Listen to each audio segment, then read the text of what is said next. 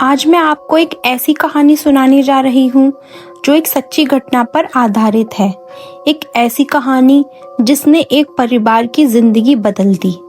ये कहानी है राजस्थान के एक छोटे से गांव की, जहाँ की मिट्टी में पुराने राज और अदृश्य शक्तियों का वास है।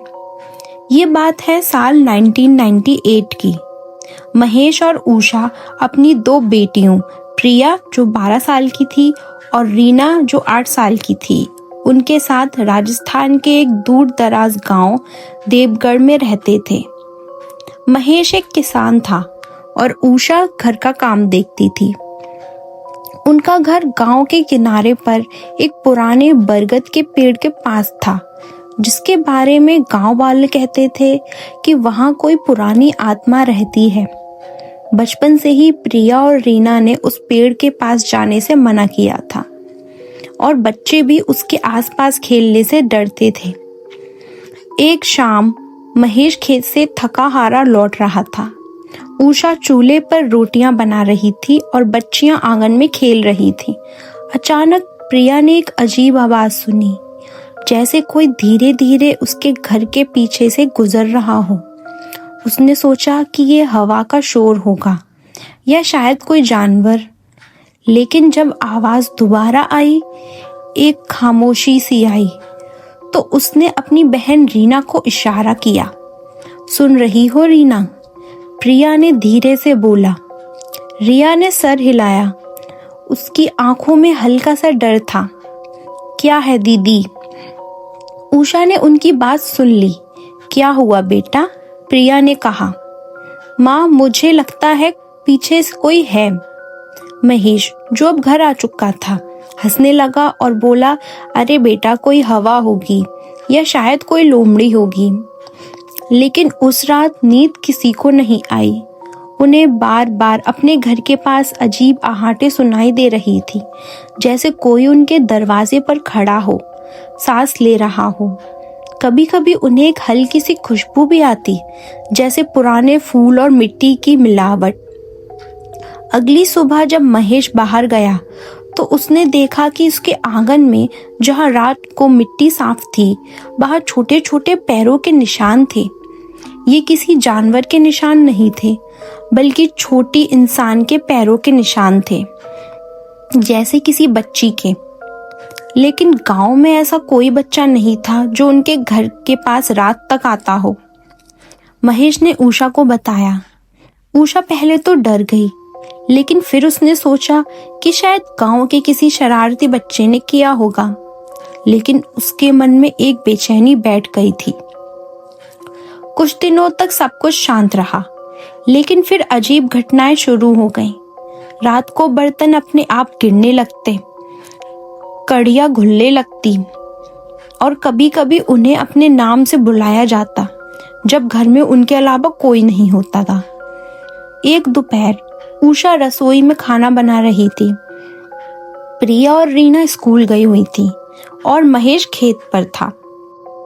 अचानक उसने अपनी पीठ पर एक ठंडी हवा महसूस की, जैसे कोई उसके पीछे खड़ा हो। उसने पलट कर देखा, लेकिन वहां कोई नहीं था। जब वो दोबारा अपने काम में लगी तो उसने अपने कंधे पर एक हल्का सा दबाव महसूस किया, जैसे किसी ने अपना हाथ रखा हो। उसका दिल जोरों से धड़कने लगा। उसने हिम्मत करके फिर से पलटा और इस बार उसने एक पल के लिए एक धुंधली परछाई देखी, जो तेजी से दीवार में घुल गई। उषा बुरी तरह से डर गई। उसने चिल्लाकर महेश को बुलाया, भले ही वो जानती थी कि वो घर पर नहीं है। वो बुरी तरह से कांप रही थी। जब महेश शाम को आया तो उषा ने उसे सब कुछ बताया। महेश ने पहले उसे शांत किया और फिर गांव के पुजारी पंडित जी से मिलने का फैसला किया। पंडित जी एक ज्ञानी व्यक्ति थे, जिन्हें गांव वाले बहुत मानते थे। जब महेश ने उन्हें सब कुछ बताया तो पंडित जी ने गहरी सांस ली। महेश, तुम्हारे घर पर किसी अतृप्त आत्मा का साया है। महेश और उषा के होश उड़ गए। लेकिन किसका पंडित जी? महेश ने डरते हुए पूछा। मुझे लगता है ये उस बरगद के पेड़ से जुड़ी हुई है। उस पेड़ के नीचे एक पुरानी कब्र है जिसके बारे में लोग भूल चुके हैं। शायद उस कब्र की आत्मा अब जाग उठी है। पंडित जी ने उन्हें कुछ मंत्र और सुरक्षा के धागे दिए और कहा कि वो अगले दिन उन्हें उनके घर आकर पूजा करेंगे। अगली सुबह पंडित जी महेश के घर आए। उन्होंने घर के हर कोने में गंगाजल छिड़का, मंत्र पढ़े और एक हवन किया। पूरे घर में धुएं और मंत्रों की ध्वनि से एक शांति का माहौल बन गया।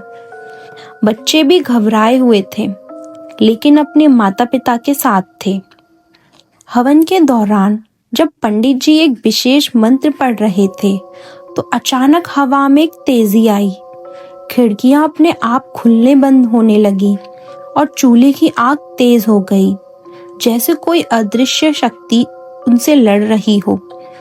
उषा और प्रिया चिल्ला उठी, जबकि रीना अपनी माँ के पीछे छुप गई। पंडित जी ने अपनी आंखें बंद किए रखी और बड़े सहस के साथ मंत्र पढ़ते रहे। महेश ने लकड़ी के दरवाजे को पकड़ रखा था, जो जोर जोर से बज रहा था। ये तकरीबन 15 मिनट तक चलता रहा। जब हवा शांत हुई तो पंडित जी ने आंखें खोली। उनके चेहरे पर पसीना था, लेकिन एक संतुष्टि का भाव भी था। आत्मा ने अभी तक घर नहीं छोड़ा है, पंडित जी ने कहा, लेकिन वो कमजोर हो गई है। हमें उसके बारे में और जानना होगा, तभी हम उसके शांति दे सकते हैं। पंडित जी ने महेश को बरगद के पेड़ के नीचे की एक पुरानी कब्र के बारे में पता लगाने को कहा। गांव के सबसे बुजुर्ग व्यक्ति दादा रामलाल शायद उसके बारे में कुछ जानते थे। महेश दादा रामलाल के पास गया। दादा रामलाल जो 90 साल के थे, महेश की बात सुनकर लंबी सांस ली। बेटा महेश, वो कब्र एक छोटी लड़की की है जिसका नाम गीता था। वो तकरीबन 70 साल पहले मर गई थी। उसकी मौत बहुत दर्दनाक थी। दादा रामलाल ने बताया कि गीता एक गरीब परिवार की बच्ची थी। एक बार जब वो गांव के मेले में गई थी, तो उसे एक अमीर व्यापारी के बेटे ने उठा लिया था। वो लड़का उसे अपने घर ले गया और वहां उसे बंद कर दिया। कुछ दिनों बाद गीता वहां से भाग निकली, लेकिन उस व्यापारी के लोगों ने उसे पकड़ लिया और उसे इतना मारा कि वो मर गई। उसकी लाश को बरगद के पेड़ के नीचे चुपचाप दफना दिया गया, ताकि किसी को पता न चले।